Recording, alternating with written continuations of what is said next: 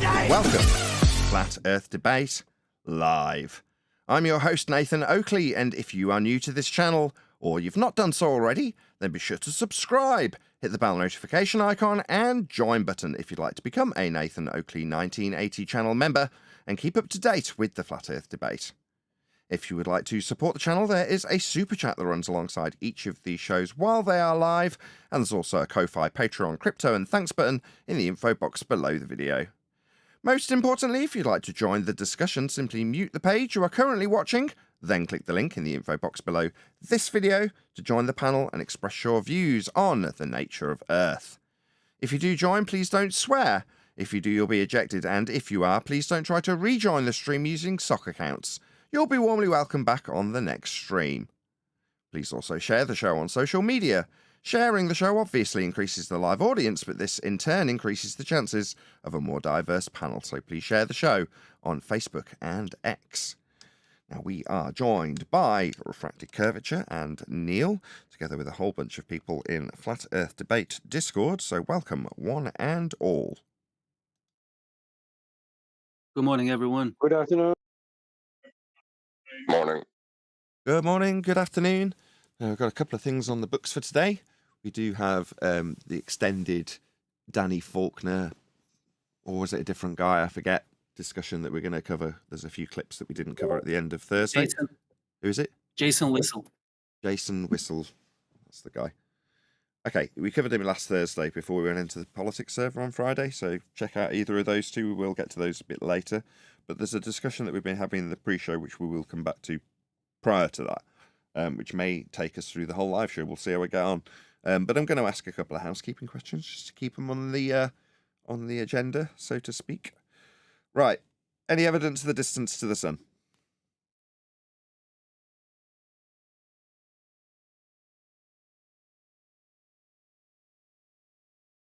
How about any scientific evidence for gravity? Not science. What about any single viable hypothesis from any of the fields of astronomy, cosmology, or astrophysics? Pseudo-science is not based on hypothesis, no. The perfect. Shouldn't seismology be included in that? What's the naturally observed phenomena? No, I'm asking, shouldn't seismology be included in that list of disciplines that are used as claims for a globe Earth? Oh, right. As in, could you claim it's pseudoscience? That depends. If somebody proposes that seismology is science, then you can call them on it being pseudoscience because it hasn't adhered to the scientific method. That's where I was about to lead you, not knowing which side you were arguing that from, as you could probably detect. Thank you for clarifying, so I don't have to do that. If you're just claiming seismology, okay, yeah, fine. Seismology is a thing.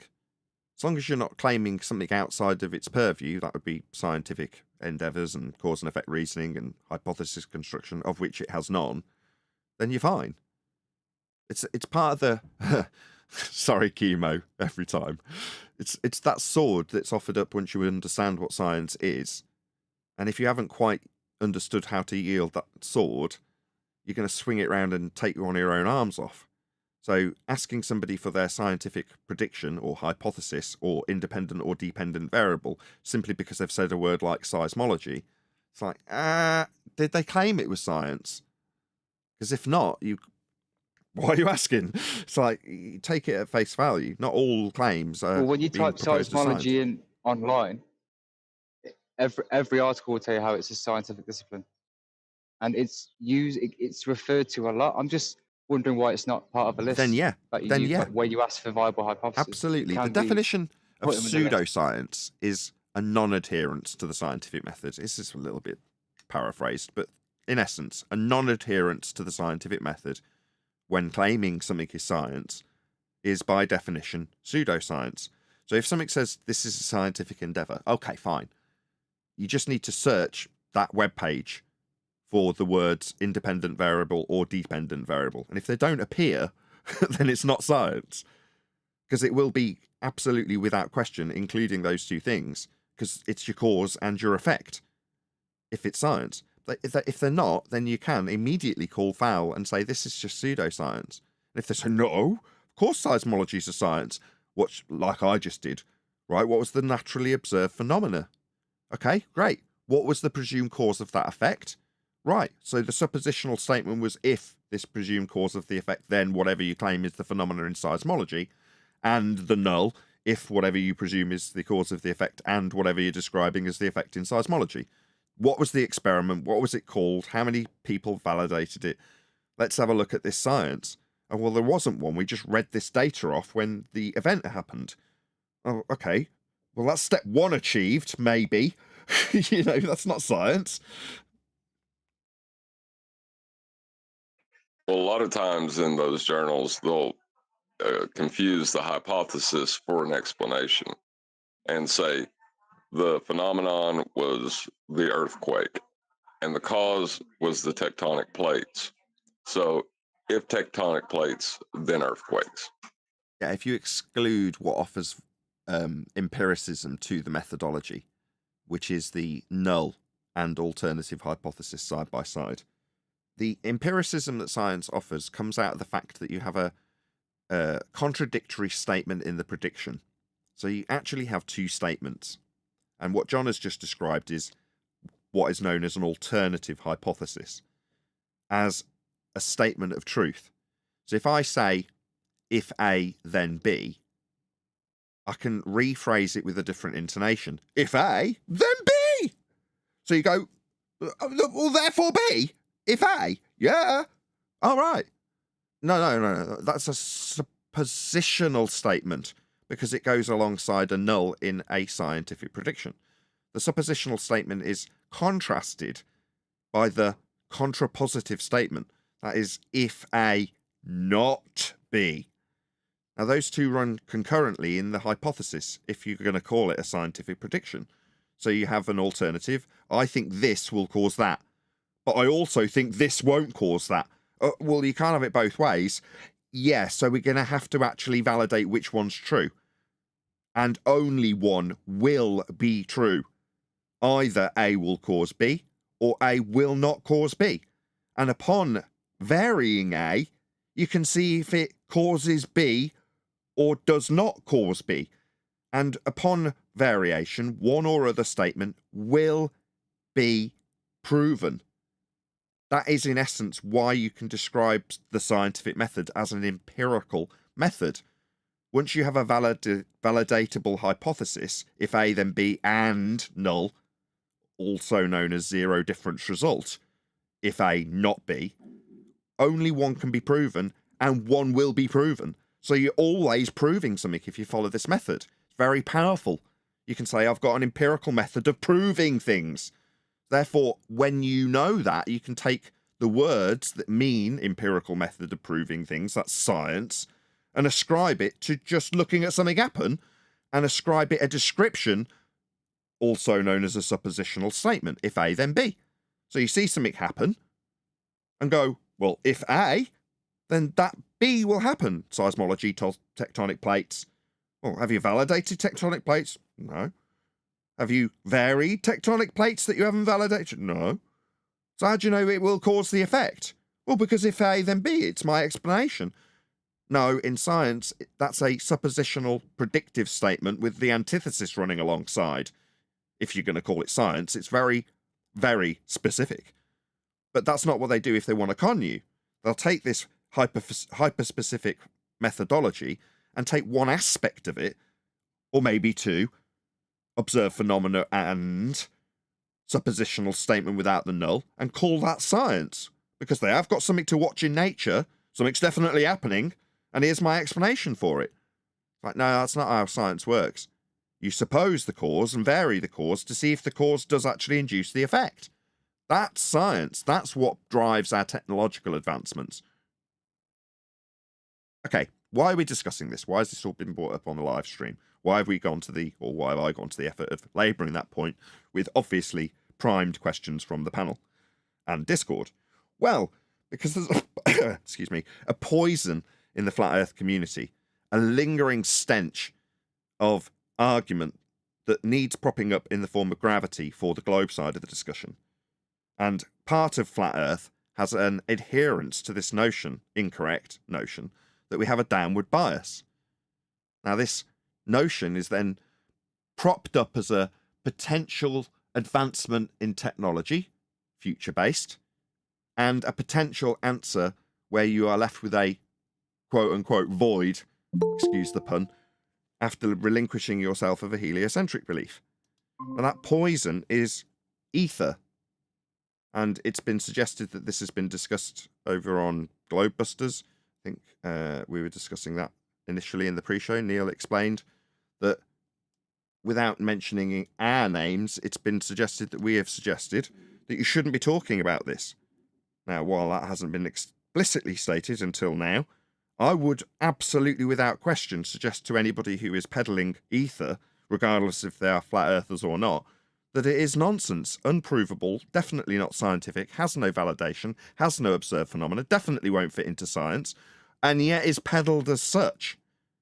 Outrageous pseudoscience in our own community, poison that allows our opponent to utilise the assumptive downward bias that does not exist to their own ends when proving their gravity to an already indoctrinated audience who assume we have a downward bias, holding us to a spinning ball.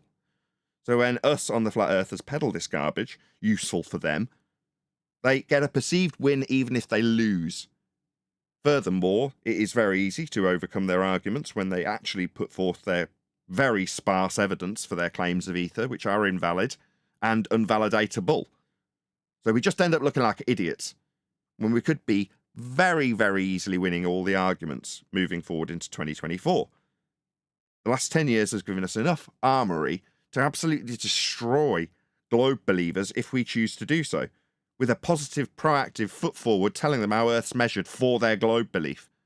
Instead, we're affirming non-physical, fourth-dimensional, pseudo-force-based time bending in the form of Einsteinian replacement for forces of gravity, by saying we've still got a downward bias when we haven't, so that we can validate the invalidatable in the form of ether, with lots of long words to try and mystify audiences who are listening to information that isn't worthy of their time.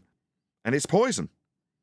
We mentioned it on Globebusters. I've had time to chew it over, and in terms of proactively chasing after people, again, we're back on their back foot with a reaction to people suggesting that we would suggest, without mentioning our names, that this garbage shouldn't be talked about. And I want to make that absolutely clear, if no one else has. Yet we don't want flat earthers talking about it. How dare we suggest what people talk about? No, we ask for proof. And if we're not getting it in abundance, we're going to say this makes us look bad because it does. Now, we've got enough on our plate looking and being assumed to be the stupidest people in the entire world that is sphere-shaped by pure fiat. We are just assumed that by everybody who thinks they're on a globe the moment you find out that this person doesn't believe as I believe that we're on a globe, therefore they're stupid, is the automatic assumption. Now, if you demonstrate that you're not stupid, but you've got something that somebody with a modicum of intelligence can overcome for an audience, then they will just assume that the default position is true and you are just stupid. You just seemed intelligent for a few moments. Well, we shouldn't be on the back foot ever. Earth's measured flat, and it becomes a globe with those measurements. There isn't a better argument. The future faking of technology that might come from ether. Get back to me when you've actually got something with your non-proven medium that makes us look stupid and offers our opponent an ability to infer a downward bias that doesn't exist. I'm done. That's what we were discussing in the pre-show. Check it out if you're a member. Become a member if you're not already. Yeah, but hold on. They said you don't because you don't understand Michelson-Morley. And people that don't understand this ether, they're the ones bracing against it. I've got nothing against interferometry, right? I'm not bracing against Michelson-Morley in the same way as if you're utilising a technological advancement for a useful endeavour, then fine. I've got no issue with that. There's an inference utilised alongside a scientific claim that this experiment validates an improvable, non-existent, can't have nothing or nothing medium. It's garbage. It's not observing the phenomena of ether or any of the effects therein, because there aren't any, and suggesting that they've got a cause validatable through the suppositional construction of a hypothesis as described earlier. They're not doing any of that. It's pseudoscience of the highest order. The Michelson-Morley, hey everyone, the Michelson-Morley is interferometry used in an incorrect way. That's actually what it is. If you look at what they actually do with the rotating table and all this kind of thing, it's interferometry used incorrectly. As far as ether and all that goes, gravity will always win because people are familiar with gravity, and gravity makes a lot more sense to them. So overall, people will always choose gravity. Because you're going to have a lot of people who are ignorant of just basic everyday pseudoscience and science. And they're just going to go, I'm just going to go with gravity. That makes sense to me. That's what I've heard my whole life. So you're never going to replace gravity with ether. It'll never happen. And if you did, it wouldn't matter because you're replacing one thing that doesn't exist with another thing that doesn't exist. So what's the point in going head to head with something that you can't replace? It's like trying to replace eBay. You won't. Yeah, People that's are going pretty to much. keep going. Brian, That was pretty Brian, much. they said because they switched gravity. The reason why this is so important is because they got rid of the ether because it proved that Earth wasn't spinning. Well, that's just a wild non sequitur.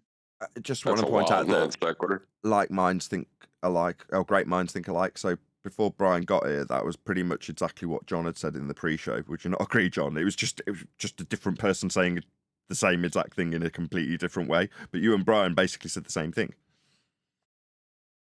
Yeah, its only purpose is to give them the false dichotomy to argue about the cause of. Yeah. And the gravity will always win. Yeah, people are familiar with gravity, exactly. Therefore, it doesn't matter how well you do. Not to mention the fact that you can annihilate ether if you've got a reasonable understanding of how electrical potential works. So then you're left with both sides have got an assumption there's a downward bias. So the audience knows there's a downward bias. So now we just need to give it a name. And we're not going to call it incoherent dielectric acceleration. The person's just been smashed. So it's gravity. Whoa, whoa, whoa, whoa, whoa. Why aren't we standing back and asking if there is actually an effect to observe in the first place? What's that? All things go to the ground. Looks up at clouds, releases helium balloon. No, they don't. Gases don't do that. Gases expand in all directions. They're not going down. They're not poured in from factories in the sky. So, no, we don't have that behavior. So what's next? The new word is impedance, Nathan. The next is the new word, impedance. What about it? Remember Gilded. Sorry, go on in. Just to say, what about it? We're talking about descriptions in electrical terms that some people may be familiar with and some people may not. But, okay, a varying resistance in a circuit. That's impedance. What's that got to do with ether? Oh, right, well, it's something else I can hijack. I mean, I had a go with electromagnetics, and now I'm having a go with electrical circuits and their varying resistive load. Why? Just show me ether. Oh, we can't have nothing. There's got to be something. No, that's not how this works. First, show me a naturally occurring phenomena. Then we'll go about supposing causes of that effect that we've observed. That's science. If you're going to suppose there's got to be something because we can't have nothing, and there's a downward bias electrical potential that means we need to explain why. No, we haven't got any of those things. No, step back. We haven't got any of that. Yeah, there's no effects there to be bothered about. We don't have a downward bias to be worried about. And this ether thing is only a pre-assumption based off of people's either lack of understanding or just inability to accept that they just don't know how things work in the world. But that doesn't mean you can just pre-assume some magic non-physical medium into the world and then start claiming proof and science. Can't do that. That's funny because they say it's our lack of understanding. We're not the ones who can't define things. Hey, don't bite on that, Brian. Exactly. Yeah, hold on, stop. Before we get into their Hillary Clinton defense, no, they haven't got anything to validate that which they claim. They're claiming science which hasn't adhered to the scientific method, ergo meets the definition of pseudoscience. That is the end. Now, if you want to top that off, You can top it off by saying, as a flat earther, should you not just demonstrate how Earth is measured flat? Because it's the genesis of their globe claim. Furthermore, why would we even mention the globe? If our opponents bring it up, we can show how, and I say again, their genesis is in a flat Earth measurement. That is what we should lead with. Well, it's funny because right after that, they laid that whole thing out of how we don't understand and we shouldn't resist. And they gave a vote of who was on board with Ether. And of course, everybody checked that they were on board. They started discussing flight routes to prove how Earth is not. So, You're breaking up, Neil. We got flight routes. Fine. Again, it's another one where the distortions of maps, originally measured with angles to stars, then transposed onto spheres with the latitude system that's measured flat, to then be projected out onto tubes, to then be cut down the middle and rolled out flat, to then describe how flights work on them, are going to have problems. So as a flat earther, taking the position that a map that's only come to fruition because you've measured Earth flat, regardless of the distortions you've induced after that fact that Earth was measured flat to derive the genesis of these systems, you can put it in false dichotomy with someone else's map that they also will be using flat and say is a better representation of the globe. Or they'll use it on a globe simulation that isn't a map, that doesn't have flight paths actually utilised in practical application, and they'll say that is a better representation of the path that is designed to work with latitude and longitude that is a flat Earth measurement in the first place. So we've got false dichotomy on our hands. Now, while I could criticise me back in the past doing it 10 years ago, I feel that the genesis of the measurement for both maps, which is flat, should be the highlight of what you argue, rather than arguing whether or not your claim to be globe map that's flat versus my claim to be a flat Earth map that's come from a globe according to my opponent, have both got their origins in angle measurements off a flat Earth. Who cares which one works better with flight paths? I'm not a cartographer. If you want to moan about how flights aren't making it to their destinations, then go ahead. Oh, they are? And they use flight maps and charts? Yeah, they do. So we've definitely got maps. They're all flat, and they're all working with the longitude and latitude grid.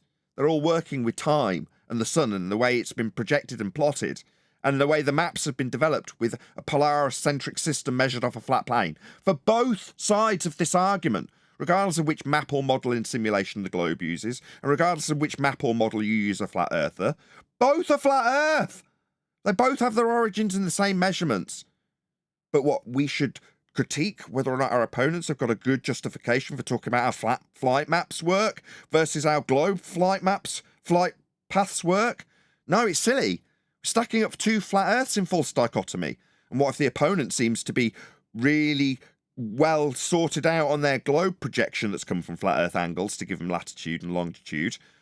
That one will win because it's shown as a globe, versus the one that's on a flat map that's also come from flat measurements projected onto a globe to then be projected flat out flat again. How that one fails, they were both flat. Who cares that one's been projected onto a globe that they say works slightly better? The latitude systems come from a measurement of a flat Earth. So you wouldn't have that globe model to claim it works better with flights unless you measured a flat Earth to put the rings on it. I'm done. Well, the thing about this is that this is a common thing with globe busters and us. They're always a day late and a dollar short. They talk about ether and dielectric acceleration. We correctly detail and describe and define buoyancy and what weight actually is, which is just an apparent effect of buoyancy. They talk about flight routes, which is fair enough, I get that, right? But we detail the lift effect. So it doesn't matter to me what direction they want to say the flight is going in. The lift effect won't work on a globe. It'll only work over a horizontal plane. So I don't have to, you know what I mean? I don't have to argue then, how does the flight get from Sydney to Santiago? I don't need to do that. I just need to point out the lift effect. And it doesn't matter then after that. After that, whatever they're saying about the flight from Sydney to Santiago, whatever they're making up about it, has to be a load of rubbish at that point. right? Or there's definitely some kind of tomfoolery going on because the lift effect makes it impossible for fluids to work on a globe. So that's the difference between us and them. We go straight to what is actually meat on the bones, what is going to work, as opposed to something that's fancy and looks good and lots of stuff to go with it, but it doesn't hold any weight, pardon the pun. No, it's You know what I mean? perfect. When it comes down to it. I could kiss you. You're absolutely spot on. Why argue about how flight paths work on distorted maps that have been projected from globes that have been taken from flat Earth measurements when you can point out how an aeroplane actually functions and isn't conducive with a globe, if you choose to? Now, in terms of how maps do function, they're flat, but in terms of how flights actually function, Earth is dealt with flat. You don't have to look far for them to be referencing and often disclaiming how non-globe shaped it will be dealt with. That's flat. As in, they're dealing with a plane, the elevations are dealt with off a plane, and they're flying above the plane, nose up, not curving down, not flying into a void opening up ahead of them at 8 inches per mile squared. They're not doing any of that. Those are the proofs of a flat plane, because that's how the aeroplane is dealing with Earth. Well, let's argue about how maps work. Why? They're both false dichotomies. If we stack them up against a globe, with the flight and how it works, none of it involves a globe when you describe how it actually functions. It's the same with maps. When we actually use the map, it's used with a flat plane. When you fly the plane, it's dealt with a plane. When you deal with the heights it's going to, it's dealt with respect to a plane. That's what you should lean on, right, Brian? Not our maps don't stack up in false dichotomy. Yeah, I mean, why lean on what is possibly how a flight is going from Sydney to Santiago, as opposed to the lift effect? How the plane actually flies, what it must do, what they must do to get it up in the air and keep it up there. Do you know what I mean? What they must do to make sure it doesn't career into the ground. These are the important things. Then it doesn't matter what direction you want to say it's flying in or what distance it's flying, because it can only be flying from A to B in a straight line, horizontal. Yeah, it's akin to saying, well, my argument is the Mercator versus the azimuthal equidistant. Okay, fine. Well, if within your paradigm, you've got to say that on the Mercator, you fly off one side and teleport to the other, just for the sake of argument, as that has actually come up in some years gone by. Well, all you've got to do isn't figure out which of the false dichotomy maps works better on the flight, because what if the Mercator works? We've got teleportation? Obviously not. How does a plane actually work? It doesn't teleport. So that immediately rules out all aspects of your claim. Well, yeah, but my map works better. It doesn't matter how well your map works. Planes don't teleport. It doesn't matter how well your globe map works that they don't show us and we haven't got. Because planes aren't nosing down to head towards the void that opens up ahead of them. They're not doing that. Like, they're not teleporting. So how do they operate? Well, with respect to a plane, they need a flat Earth, and that's how they deal with it and map it and work with the latitude and longitude grid and measure it if they get lost and use the stars. Everything about everything they do is with respect to a flat Earth. That's how it actually works. Sorry, I thought you would stop there. No, because there isn't a void opening up in front of them for them to even have to consider it. That's the thing. Planes just fly in horizontals. Like they can, they could do acrobatics if they need to, like do jet fighters, whatever. Yeah, but we're not talking about flying. If we're talking about going from A to B, London to Berlin, Berlin to Tokyo, Tokyo to Sydney. What are we talking about? We're talking about straight lines. That's how they fly. They don't have to deal with some big void opening up down at an angle down in front of them. They're just holding the same altitude over a horizontal plane. That's all they're doing. Because they can't be doing anything else, as is proven by the lift effect. So why argue about what direction Qantas is taking their plane and how long they claim to be in the air and how they're doing it? Because as John pointed out to me before, and I didn't like it, but he pointed it out to me, refracted, is that they're like a Qantas or a private company. They can tell you what they want, and you can't demand them to give you any information. You can't demand that from them because they're a private company. Right, so you're not going to see which charts they're using, and even if you did, all you'd get to see would be the waypoints that they follow, that they program in. That's it. That's what you get to see. Most of the information would be dealing with the actual flying of the plane when they get to the airport or the negotiation of waypoints to it. That's it. Even if you got the charts, it probably wouldn't tell you as much as you would hope. But if you could piece together all of the charts, then you'd have an accurate world map. But that's not how the world gets dealt with by people on planes. They get divvied out little tiny sections and they get waypoints. They're like roads in the sky. It's like following a motorway. You go through a particular county and go, what, I've visited Cambridgeshire. Did you? What was it like? It was a long road that I travelled through. Well, that's what it's like for a plane. They're following waypoints. All of the information would be with respect to a flat plane, though, if you were able to acquire it. Yeah, all the maps would work with latitude and longitude grid measured off a flat Earth. They'd all be a flat Earth prerequisite, like every map ever. The charts are going to be flat. They're going to work on a chart table. Yeah, not just that, though. Like, if you're talking about level flight, as Brian points out, it'll be in relation to horizontal because level and horizontal are synonymous. It's just so everything will be respect to a horizontal plane. Well, it can't not be because the lift effect makes it impossible for a plane to fly over anything but a flat plane. If you want to go from A to B and actually fly there, then there needs to be a horizontal plane for that to happen. Because the lift effect, it can't work. For you to be able to account for the 100% weight, for 100% weight of the weight of the plane, right, you need 100% positive lift. You can't have 100% positive lift, regardless of the wing type, unless you have an above horizontal pitch that's in relation to your airspeed, and that is only so you can fly horizontally. You can't do that. You have to fly with a nose down position all around the globe. There's no way around it. Otherwise, you're flying off into global outer space. Shout out to Pin Puncher. Says just clearing the milestone. Carry on. FED is ace. Thank you for the super chat. It is funny that that's how they claim spaceships get into second law of thermodynamics violation is they get horizontal and that horizontal carries them out into space. Well, you know this thing about the Great Circle route rubbish, that stuff? Well, that's a big heap of nonsense because if you actually look into it, the only time they can actually use a Great Circle route distance, proper Great Circle route distance, is in a very short flight. They actually must use rhumb line distances, which are a series of straight lines added together when they're doing any flight that's of any distance. Because the Great Circle route distance and the actual distance over a short space won't be a whole lot different.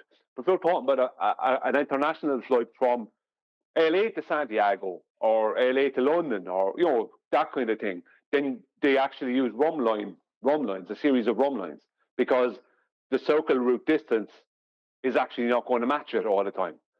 Sometimes because the circle routes are based off of Great Circle routes are based off of a globe, but the distances aren't going to work in reality. This is why they must use rhumb lines added together. But the ballers don't understand this. They think, everything follows the Great Circle route. No, it doesn't. The Great Circle route is something that you can mathematically add in later on, or you can use over a short distance, but you can't use them over long distances, which are any major flights, which is the real, you know what I mean? Flying from Denver to Salt Lake City, maybe you can use the Great Circle route there, but you can't do it if you're flying from Denver to Toronto. Do you know what I mean? Then you must use rhumb lines. Right. Right, but even to assert a circle, don't you need a straight radius?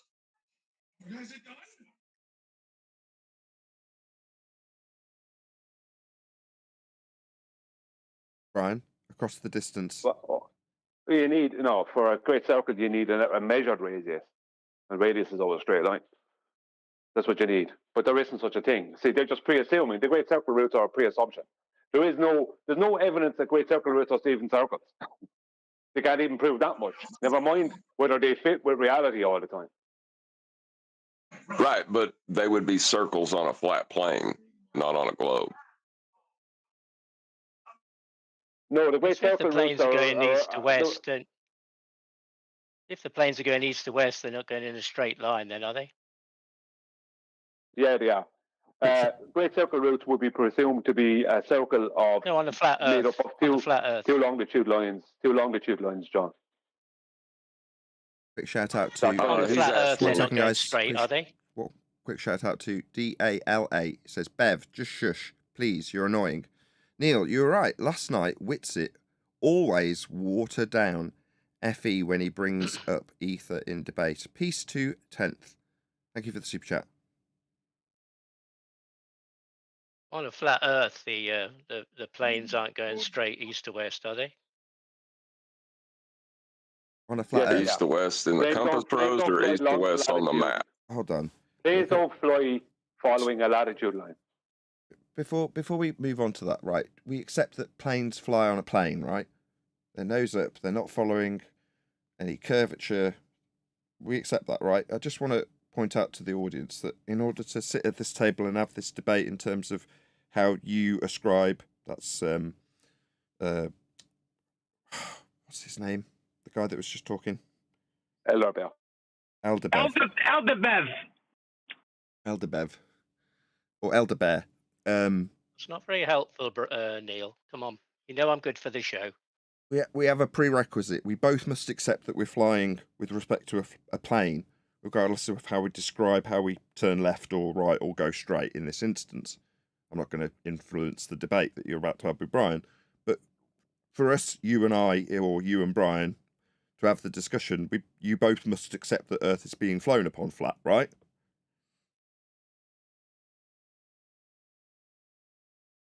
Well, if that's the model you're talking about. No, I'm saying that planes deal with a plane in terms of how they fly, regardless of how we're going to Oh, so describe talking the about maps. the direction, not what they're flying over. I mean, we're talking about the flat Earth. That's what I said. On the flat Earth, are they flying in straight lines? That sounds a bit like But double you are speak. talking It sounds about like I'm that about to when get a you're saying flat Earth. concession into the exact way I just described we should do with our audience when describing a fellow show about flat Earth, which is to say, we could argue all day about how maps work and the distortions and what we're doing when we travel east and west. But for us to sit at this table and have this discussion, when you say, I'm not talking about flat Earth, when I say on the flat Earth model, no, you are, but we need to establish that it is a flat Earth model so that that part of your discussion isn't somehow tarnishing whether or not we're flying over a plane when that is how planes deal with the ground. Well, I don't know because you don't claim a model. So We don't need a model to claim how planes You fly. said if we're flying over the flat Earth model, but you need to No, agree that they can just be flying, but they're not flying nose down towards a void opening up. And it's disclaimed in how flight processes are done in published documents. That is to say, they fly with respect to a plane. The altitudes are dealt with respect to sea level. It's all dealt with flat. Now, we can argue about the maps, so long as we get the concession that to sit at this table and have this discussion about how the flat maps operate, you've got to first understand that all of the maps have been put into effect with measurements of the stars that are flat, and that planes, in terms of how they actually operate, deal with the ground as flat. So long as we all understand that, we can then have the discussion, all sat down as flat earthers together, Elderbear, not with if it's on a flat model, as you seem to be inserting, because this isn't conducive with whether or not it's flat. They fly on the world flat, and the maps are all made flat, and the measurements are flat. So that doesn't come into the discussion. See what I'm saying? Oh, I was just talking about direction. I wasn't talking about, how the plane is flying up and down or anything. It was just I was asking about on the flat Earth model, are they flying in straight lines? Yeah, got that. But to have that discussion, second time's a charm, we must all concede that the way that the plane actually flies is flat, and the way the maps are developed for us to argue about how they work is also flat. As long as we can have that, we can move on. And I know it's not your discussion. I'm saying to sit at this table, there's a understanding that we must all have that Earth is being dealt with flat, and the maps have been created flat, and the planes are flying over it flat. I don't know. I haven't established that yet. Well, why would you introduce whether or not it would work on a flat Earth model if you haven't established through our means of proving it's being dealt with flat? you would rather put it into a false dichotomy about whether or not if it's on a flat Earth model it'll work. Yeah, pretty much like we gave in the preamble of this live show. Some people would rather take it to a false dichotomy about how a flat Earth map works against another flat Earth map. Because, as I say, to sit at this table, we must have our opponent, are you? Because you're seeming like you want to phrase this like, if flat Earth models work, this map will have us travel straight or not. Nah, we're flying over it flat, and the maps, both of them, whichever ones you stack up here, will all be measured with respect to Polaris and a flat Earth system of angles. So we all understand it's flat. Third time a charm.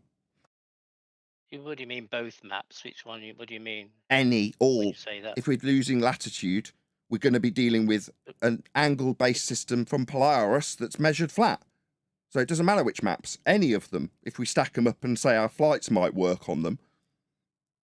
I didn't say anything about a map. I just said, are they flying in straight lines if they're going east to west? Okay. On So the flat Earth. Maybe a little bit of homework for you then. Could you get us some flight charts? The ones they actually use for flights. Could you get us those? Well, I'm just, from what Brian said the other day, that they fly in circles. Could you get us some charts? We could have a look at them. No, I'm going to charts. Because together as flat earthers. Nathan, he just told a total lie there, because he's told exactly total lie. I never said. I specifically have always said that planes fly in straight lines. See, well, that's what he needs to do, what you need to do, besides stop lying, to the world, what you need to do is go off and learn about airplanes and then come back and talk to us. Because I'm not interested in educating you. And you also need to learn about longitude, latitude, and learn about east to west. That's what you need to learn about. And about how compasses work. That's what I'm here to do, try and learn about it, yeah. I'm not here to teach you. You do your own research. I'm not interested in talking to a lawyer. Right? You don't understand how planes work. You don't understand how compasses work.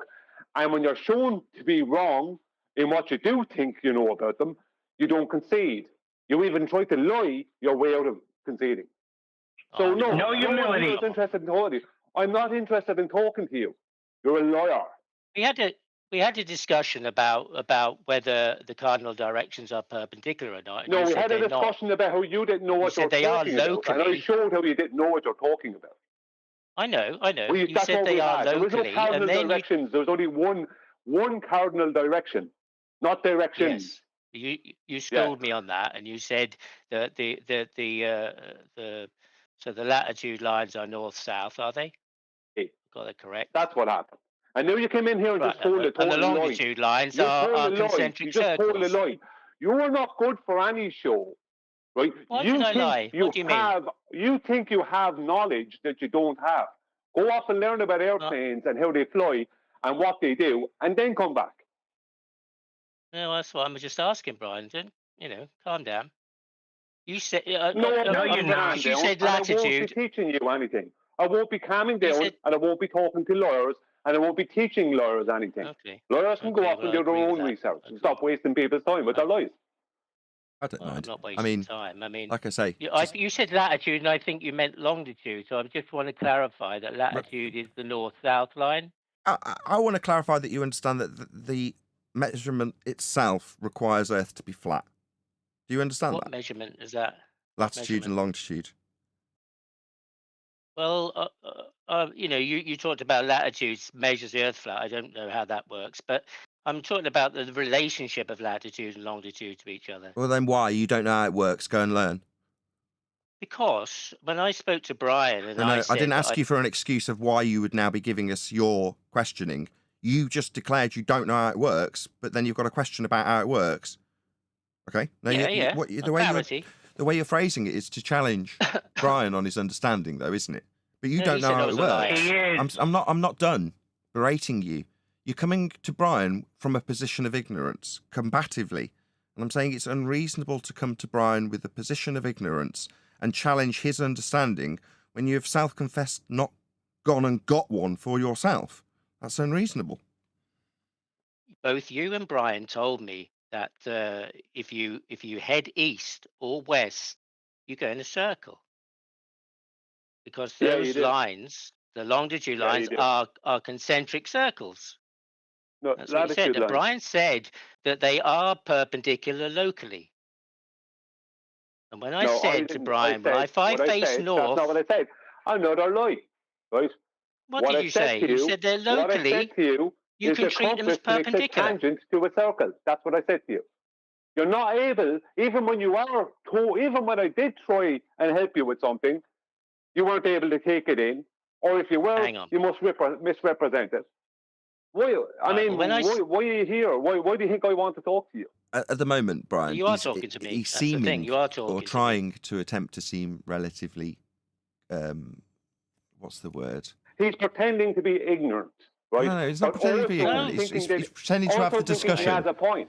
He's trying to remain at least semi-cordial, and he's not completely rumpusing everything everybody says at this stage. So, he's not done anything egregious yet.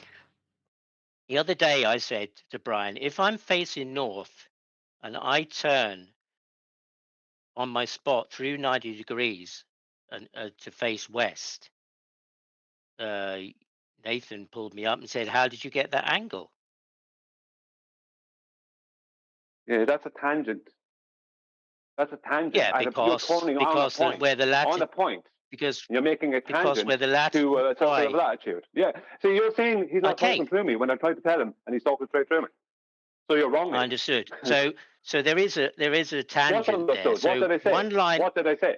One line is straight. Can you tell Brian just answered you, and he's asking you to paraphrase Elder Bear.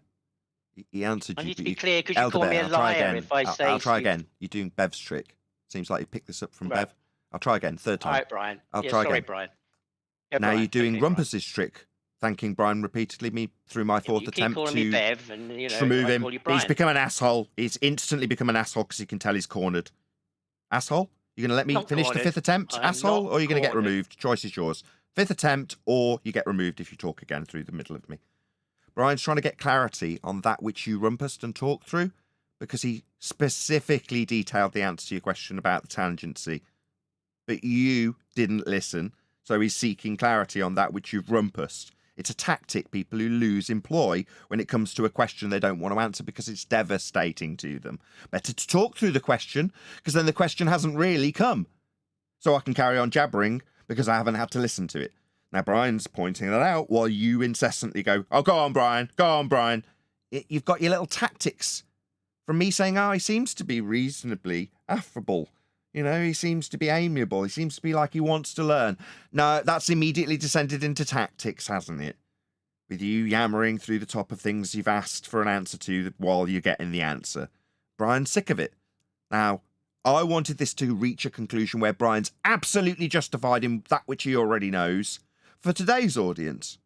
So every day's new, and I welcome back the trolls. But it's just reached the point where you don't want to listen to Brian's answer. And you don't want to affirm what I've got to say in terms of, well, we must accept Earth's flat. You won't give me that, will you? Nah, because you're not here for that.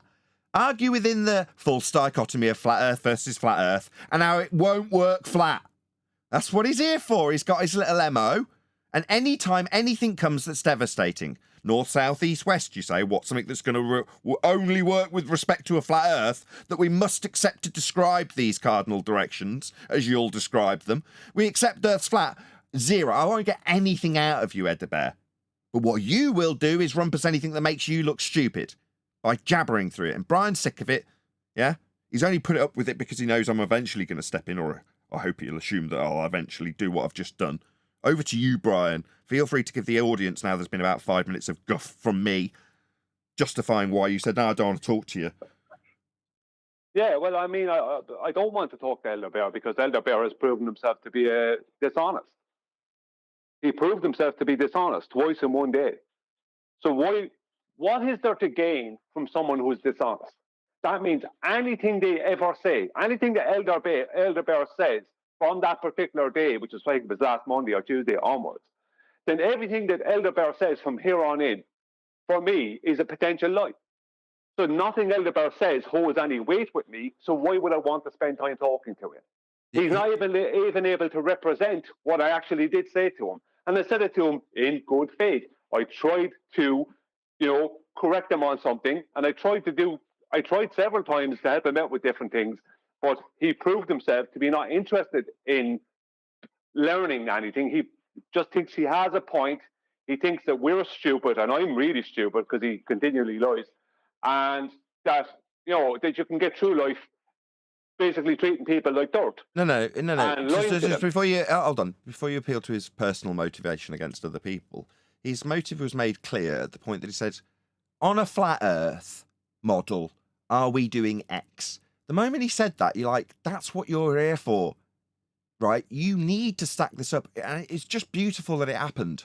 Because literally in the start of the live show, we were discussing how, no, our opponents will argue about the false dichotomies and how flights work on them. Enter Elderbear. Does this flight work on a flat Earth versus another flat Earth map? I go, well, they're all flat. They're all going to work with the angles from... Did he get a concession out of him?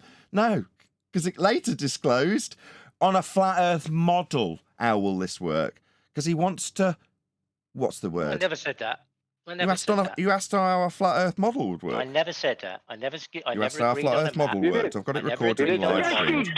Now he's going to rumpus me. I've got it live streamed. The audience all heard it. I mean, I could seek affirmation from the audience that they all heard you stacking it up in false dichotomy by asking how it'd work on a flat Earth model. They've all heard it. It's live. But now you're going to lie. I didn't say that. Yeah, you did. Who cares? We must accept it's flat. For these directions, north being specific in the compass in terms of what it actually gives you. North only. Well, that's with respect to a flat plane. The way the planes work is with respect to a flat plane. The way the maps work is with respect to a flat plane. We've given you a load of examples. You've told us you don't know how latitude really works. And then told us I'm not talking about a flat Earth when I point out how it's got to prove Earth's flat with the planes. But you want to talk about a flat Earth, literally the next breath. Yet you don't talk about the bits that prove flat Earth. You want to argue about how a flat Earth model don't work according to you. That's your motivation. You said it. The live audience heard. Well, I agree that... Quick, reposition this to make flat Earth not work. Quick. No, I didn't say. I said, how could I call it a model when I know you won't claim you've got a model? That's what I said. I didn't talk about a model. I never talked about a map. On a model that's a flat Earth, you said. I mean, I'm paraphrasing, but that's what you said. It went out to a live audience, Bear. I'm not going to make the discussion about this when I've given you literally 10 seconds ago 3 examples of something that you could concede that we must accept in terms of flights and making of maps with angles that you've had explained to you multiple times. You've not conceded to those things. You want to argue about what you have or haven't said, like we give a toss, Mini Bev, about what you said. We heard it. It went out live. I'm not going to discuss and debate what you actually said, right? We care about how Earth's proven flat with the way the flights work. We care about how provable Earth is to be measured flat with the maps. You want to argue about how 2 maps won't prove a flat Earth model because that's how you stacked it up. I heard. I'm not deaf. Now, that's not an invite for you to argue about what you did or didn't say. Earth's provably flat with these examples that you must accept to argue us about how the maps may or may not be accurate, which is all you're doing. Earth's still flat in all respects. I never asked a question about a map yet. Yeah, you did. You're asking about how flight routes work. You're just a disingenuous scumbag liar at this point. Deny the very premise of the thing you've come in to argue now. Pathetic. I'll say it again because he's deaf. Nobody gives a toss what you said as an individual. The concepts of proving Earth's flat far, far outweigh you as one little man. We don't care. We heard what you had to say. Why am I good for your show then? Why am I good for your show? What's that about? No, you're not. If I'm such rubbish. Grandeur, like you're really good for the show. You said it, Neil. Neil, you said it. You said he's good for the show, Nathan. I know he's good for the show. How are you adding anything positive to Nathan's show? I don't know, because Nathan just shouts at me every time. No, you're not. And you do, Nathan. Brian, you do as well. You weren't listening, Brian. I was trying to clarify what you said to me, and you just got triggered and started shouting. You're a liar. Another lie. Look, you know what I'm going to do, Nathan? I'm going to solve the problem. Right? Well, I'm going to answer his original question. That he wasn't a question. He thought it was a gotcha. Everybody who's using a compass, including pilots, right? When they deal with north, south, east, west, they're always making a tangent to a circle of latitude. There's no other way to do it. That's what the crossing lines, north, south, east, west, right, X, Y lines are on the compass.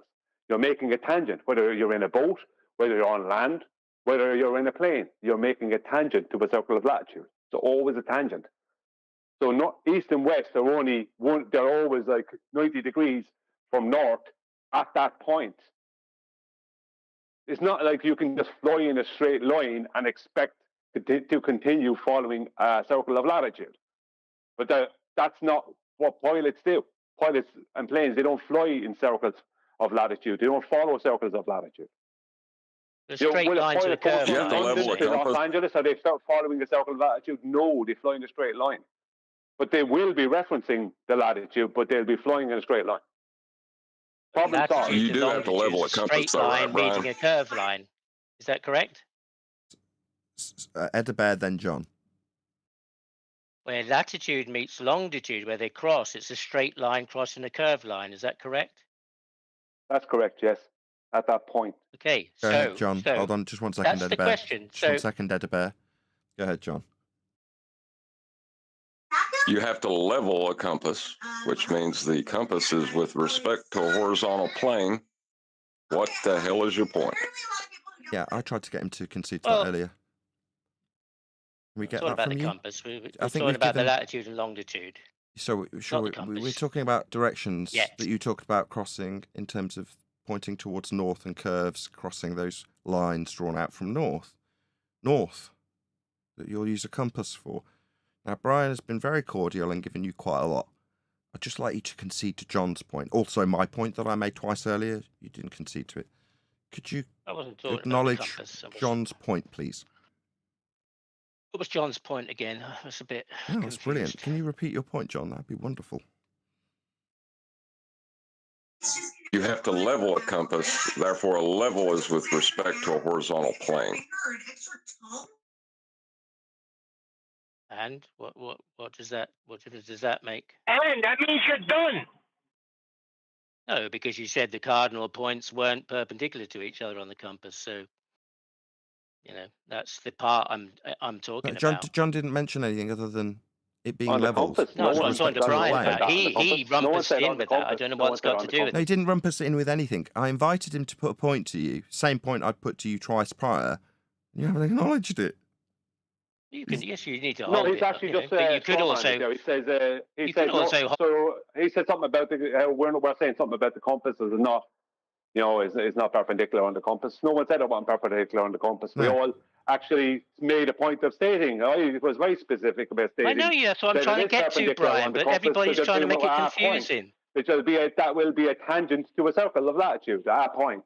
At a point. That'd be A flat. tangent touching a circle touches it at one point. Yeah, tangent to a flat circle representing the ground that you're navigating.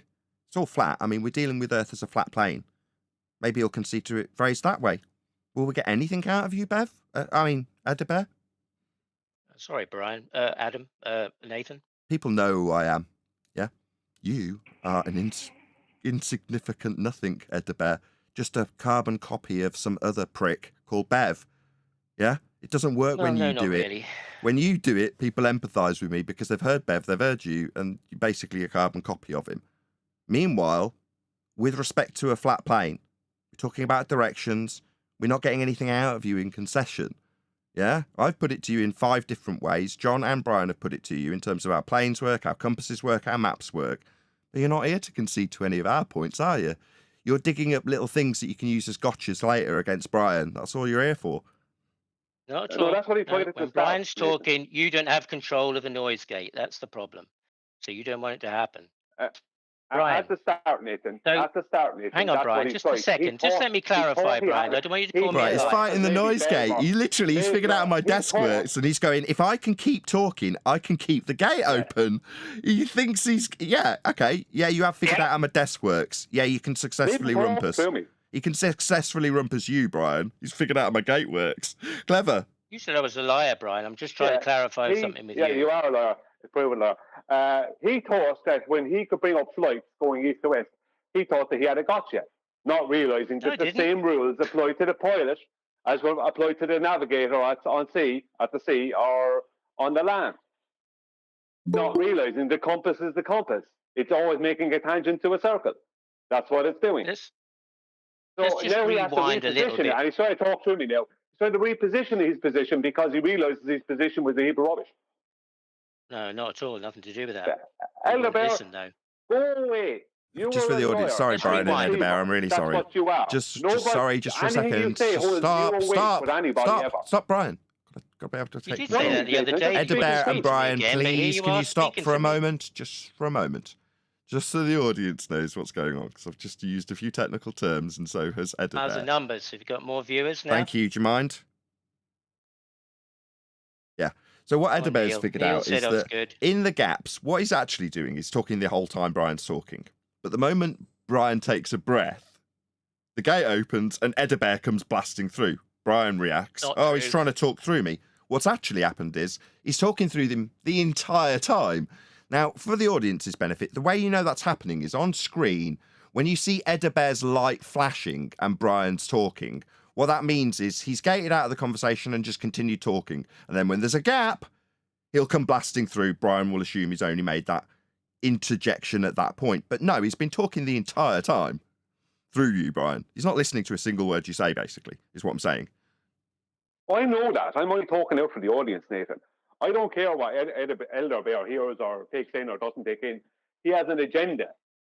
He has an agenda coming in here. And he thought he had a gotcha with the airplane things, not realising if he had thought about what I actually told him and actually listened to it a week or so ago, he would have gone, yeah, that's not a gotcha. But he didn't take it out. He came in thinking he's smart. But he is dishonest. And he is a liar. He proved this twice in the one day. So there's no need. It's not as if I'm trying to character assassinate the man. That is what he's proved. He proved it. It's recorded. It's there. So what is the point in anybody speaking to someone who is a proven liar and deceiver? Yeah, I agree. Anything that person says, I said this a long time ago. Yeah. Yeah, Neil said I'm good for the numbers. Perhaps that's why I'm still allowed to be here. Good for the numbers. Anyway, Brian, what you said, Brian, was that if you use the compass and you go east or west, you'll go in a circle. You said, right? That's what you said. That's flat, right? So you understand that's flat plane. If so you understand that's flat. Hold on. You understand that's flat, right? That would be a flat circle. Brian, I'm not talking. Is that you, Brian? I'm talking. Yeah, it's a flat circle. So we're definitely dealing with navigation with respect to a circle that is flat, two-dimensional in nature, representative of the ground we're navigating. Just want you to concede that. I mean, it's only the 7th attempt to get you conceding that we're dealing with Earth flat, measuring Earth flat. And this circle we're now measuring is representative of a circle of equal elevation. That's a completely flat ground that we're about to deal with to navigate it. Just like that, I might say the 7th attempt of a different type of concession. That's a circle that's flat, right? You understand that? Flat Earth, right? You understand that? I'm trying to understand what you're saying, but every time I... Well, I'll explain for the audience. We're talking about two-dimensional circles, and those circles that definitely are all flat, they're called circles of equal elevation, and Brian's now going into the tangency with respect to that circle of equal elevation. For a straight line path, obviously you're not going to follow around in a circle. You're going to take the shortest distance. So that's what Brian's trying to explain. But this all takes place on a flat, two-dimensional circle that's representative of the ground. And now, given that this is the 7th, not attempt, the 7th example that Edda Bear has had, and he's now told me he doesn't understand what I'm saying. Well, the audience does. Do you all understand, audience? We're dealing with 2D circles with respect to the ground that we're navigating. It's a flat Earth proof he doesn't want to concede, because that's not what he's here for. But to move forward in the discussion, we must have a flat plane, a 2D circle to deal with. Yeah, more than that. Let's say if a pilot is going from Libreville to Accra, and the both of them are basically on the equator, almost, he's not going to fly that little arc of the equator. He's going to go and cut a straight line cord between the two positions. But he'll still be referencing north, south, east, west. He'll just be referencing a latitude that they're not on. You know what I mean? Flat. That's like it's all flat. It's all flat Earth stuff. Exactly. It's all flat. It's purely flat Earth. All flat. So to sit and have this discussion at this table, first thing I opened with, when I entered the discussion, was we must all concede that this is all being dealt with flat, right? Attempt 1 of 7. Yeah, absolutely. But when the Elder Bear talks about the compass, he's talking about our north, south, east, west. He's always talking about flat Earth. He's referencing and proving flat Earth every time. Yeah. I mean, we only made 7 different examples. Well, at this stage, you're asking me to concede to something that you haven't adequately proved to me. So, that's where I'm at. That's how maps work. You just proved it to us by your word. No. Sorry. Well, No. This is how maps work. That's why they are all flat. Well, Yeah, what with would be good, perpendicular Nathan, would lines be on to them. hear Elder Bear's standard of evidence. Because I think maybe he may not understand what evidence of proof is. You never listen, Brian. You just, Yeah, and that's an ad hom. Well, So let's conclude. He's telling you don't listen. No. He's projected. He's done his Hillary Clinton bit. He's done his projection. Now you can conclude, Brian, in terms of our measured flat. Earth is measured flat. Via elevation angles to Polaris. Measured flat. That's how you treat it. Treat it without topography. See, Ed Bear, I took the context of measurement. Yeah, you're not going to get me out of this discussion. Yeah, I took the concept of measuring Earth, and in that particular context, Brian was quite happy to concede that Earth was measured flat. I mean, it's not like we've had 16 discussions on the topic when you tried to get a gotcha time before last that you came. Earth is measured flat. Now, that's the same thing that I've tried to get concessions out of you 7 times with 7 different examples. But you don't want to concede to this, do you? You want to stack up how flat Earth doesn't work, right, Bev? I mean, I think you make it into a clown show because you don't ever... Clown show, that's an ad hom. No, Earth's measured flat. We've given you 7 different ways of demonstrating that, and you don't seem to want to concede. Now, that's not you being good for numbers. It's us pummeling someone who wants to stand in opposition to the fact Earth's measured flat, and us joining in unity as a panel against you with specific context of how Earth is measured flat. Now, it doesn't matter if we position it another 7 ways to you. You don't want to concede that, and that is obvious to my audience. That is what people like watching. Fundies. You. I think they just like... Yeah, because now what Elder Bear has to do is claim that horizontal and flat are not synonymous. That's what he has to claim. Because he's I wish I could say what I came here to say, ask about, but or the can't, compass, Brian. He's speaking about a horizontal plane. You're still when we bring talking up to me, I'm a elevation liar, angles, apparently. we're speaking about an elevation plane. No, he wants to rumpus you. deny- He's rumpusing Brian with his personal feelings about being called a liar. It doesn't matter that I've told him twice that we're not concerned with him as an individual. We're here to prove Earth's flat, Edabear. That's what we're doing. Well, no, he's denying the flat is synonymous with find out if that's so, the horizontal and flat are synonymous. He's denying that. I'm just trying to clarify whether it is, Well, he's just possibly. denying the flat and horizontal are synonymous. That's what No, you're not even listening, Brian. No, I am listening. You're denying the flat and Right, are you going to horizontal listen are now? synonymous. Are you going to listen now?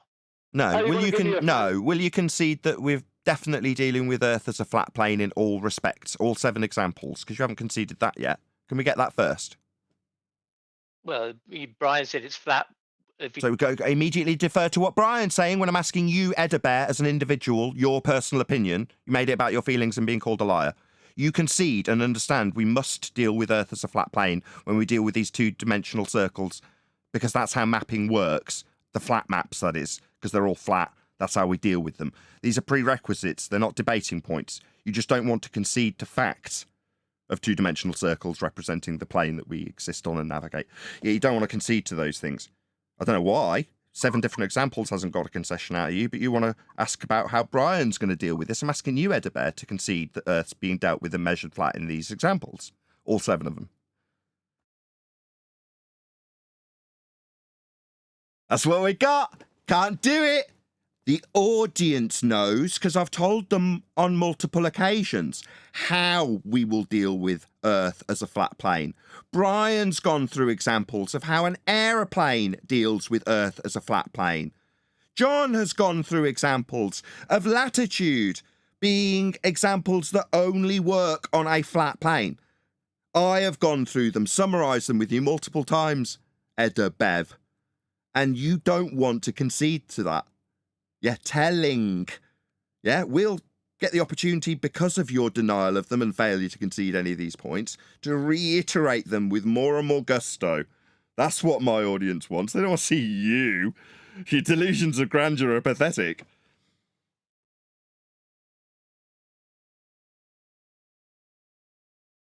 Who's the whipping boy now? Don't tell him that. Is denying the flat and horizontal are synonymous.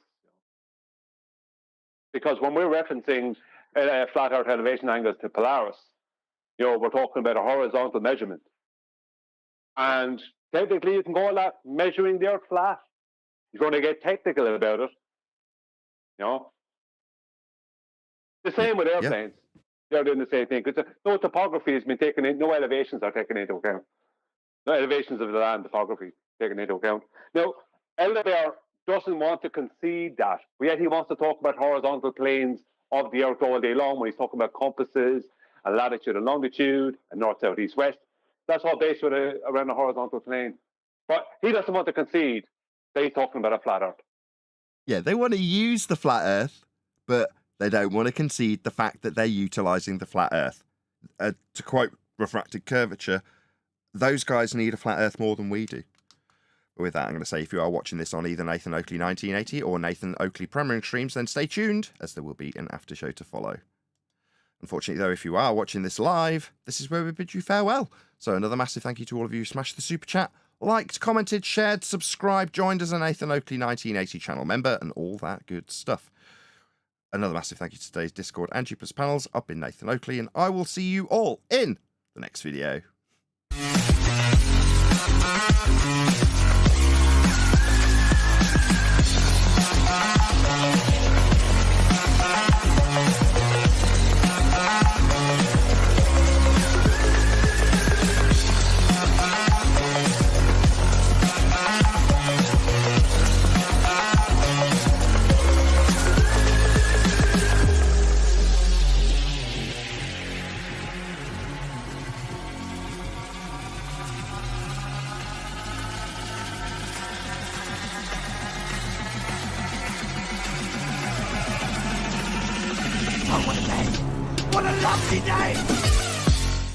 Everybody who's challenging you, what is your standard for what?